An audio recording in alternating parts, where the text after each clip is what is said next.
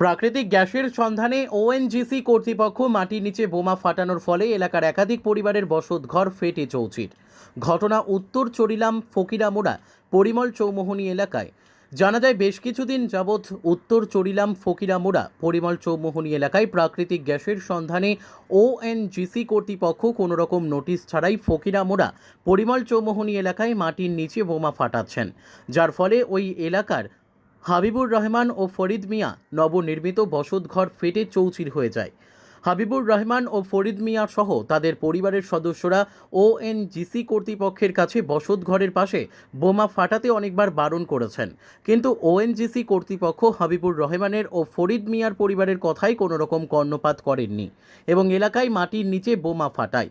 এর ফলে ওই এলাকার একাধিক পরিবারের বসতঘর ফেটে চৌচির হয়ে যায়।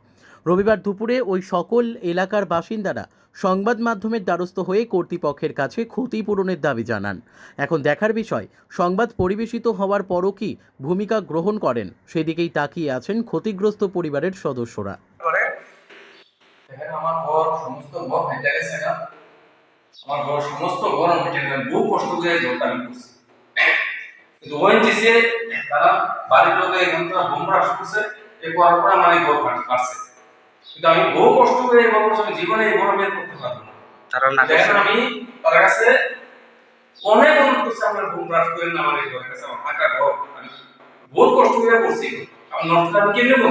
কিন্তু তার কাছে বারবার অনুরোধ করছি, তারা মানছে না। কিন্তু এখন আমি চাইছি আমাদের ঘর লইছি, আমি তার ওএনজিসির কাছে আমি বিপুল অনুরোধ করছি যে আমার যাতে আমাদের ঘরের ক্ষতিপূরণ দেয়। এই জায়গাটার নাম কি?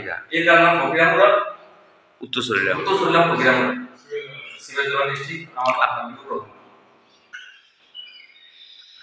পুরা ঘর কাটিয়ে আছে না?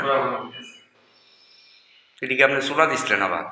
সোনা দিছিলাম আর কি, পরে কি আবার সোনা মোড়া দিছি, দিলেও কোনো একটা গেলে একটা বিল্ডিং আর কি ঠিক থাকে, আবার রেক ধরছে। হ্যাঁ। Bureau report, news tele Bharat.